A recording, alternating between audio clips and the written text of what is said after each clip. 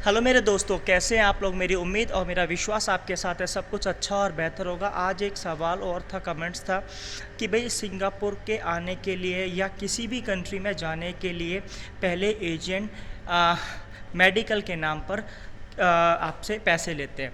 तो क्या ये सही प्रोसेस है, क्या नहीं है।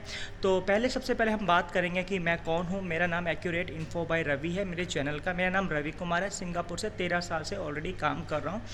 2 साल का भी वर्क परमिट है। तो अगर आप सिंगापुर जाना चाहते हैं, मलेशिया जाना चाहते हैं, यूरोपियन कंट्रीज़ में जॉब लेना चाहते हो, पोलैंड, माल्टा, क्रोएशिया, बुल्गारिया, रोमानिया, सर्बिया, जहाँ पर 50,000 से 1 लाख रुपए तक की सैलरी आराम से मिल जाएगी। और अगर फ्री वैकेंसी देखना चाहते हो मेरे चैनल पर, तो इस चैनल को आपको देखना पड़ेगा, ढंग से अपडेट रहना पड़ेगा। ओमान, कतार, दुबई के लिए फ्री वैकेंसीज़ भी आती रहती है। और हाँ, इंडिया में अगर आप 10-15 हज़ार रुपये कमा रहे हो, कोई अपॉर्चुनिटीज़ नहीं है और यंग हो, तो मेरी आपसे छोटी सी रिक्वेस्ट है, आप विदेश निकले, बहुत सारा पैसा कमा सकते हो। 15 साल का टारगेट अपनी लाइफ में होना चाहिए कुछ अचीवमेंट पाने के लिए, क्योंकि इंडिया में अब 10-15 हज़ार से तो आपको पता ही है कि कुछ होने वाला नहीं है। अगर आपको ज़्यादा पैसा कमाना है, आप सोच रहे हो, तो विदेश का ही एक चारा है, मेहनत का काम कर लेना। बहुत सारी जॉब्स अवेलेबल होती हैं।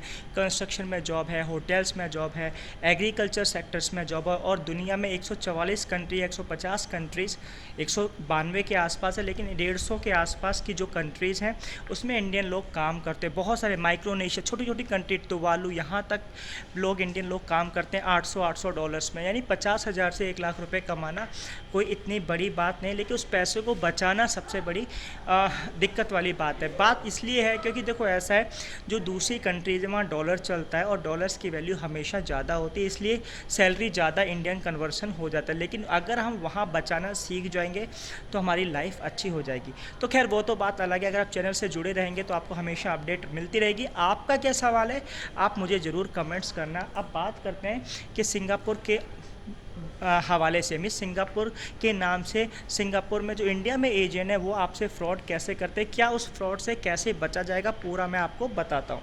तो सिंगापुर की जॉब के लिए आप किसी एजेंसी से अप्लाई कर रहे हो तो बहुत बढ़िया बात है, अच्छी बात है। और सिंगापुर का आपको पता है 3 तरह के परमिट होते हैं, वर्क परमिट, एस पास और एम्प्लॉयमेंट पास।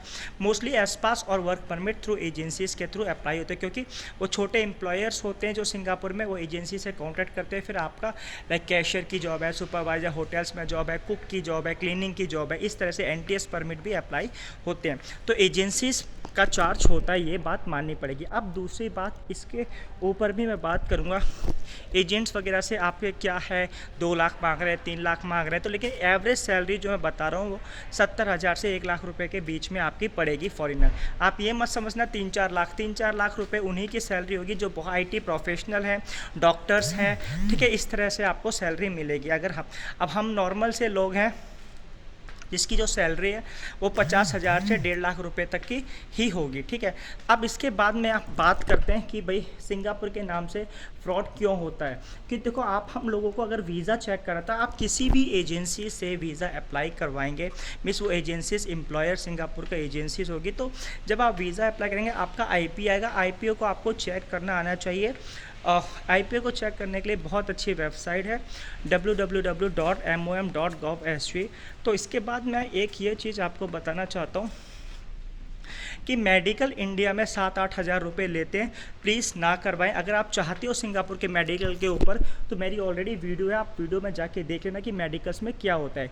चेस्ट एक्सरे होता है, ब्लड टेस्ट होता है, तो यही 2-3 चीज़ें होती हैं। तो अगर आप फिज़िकली फ़िट हो, एक्चुअली असली मेडिकल तो सिंगापुर में आके होगा जब आपका IP आ जाएगा। हाँ, आप अगर फिज़िकल फ़िट हो, अब एजेंट क्या करते हैं, मेडिकल के बाद कहते हैं कि वीज़ा नहीं आ रहा है, रिजेक्ट हो गया, ये भी फ्रॉड होता है। तो मेडिकल के नाम पे थोड़ा लूटपाट ज़्यादा चल रहा है। तो मेडिकल तो सिंगापुर में ही होगा आपका। जब IP आएगा तो इंडिया का मेडिकल, अगर आपको लगता है कि आप फिज़िकल फ़िट हो तो घबराने की ज़रूरत नहीं है, बता सकते हो कि IP अप्लाई करो, मैं फ़िज़िकल फ़िट हूँ। चेस्ट एक्सरे ब्लड का ही होता है कि शुगर वगैरह ज़्यादा ऐसा थोड़ा बहुत होता है, ठीक है। तो आपको चीज़ें समझ में आ गई होंगी जिस चीज़ के ऊपर मैं बात कर रहा हूँ। तो आप इंडिया में फ्रॉड कैसे होता है कि आपका ऑफ़र आएगा कि भाई 10,000 दे दो, फिर मेडिकल करवा लेंगे 10,000 का, उसके बाद बोलेंगे आपका वीज़ा रिजेक्ट हो गया, कोई सा भी रीज़न बना के। तो थोड़ा आप इस चीज़ से बच सकते हैं। आई होप सो वीडियो अच्छी लगी होगी। वीडियो अच्छी लगी, like and subscribe. Thank you for watching this video.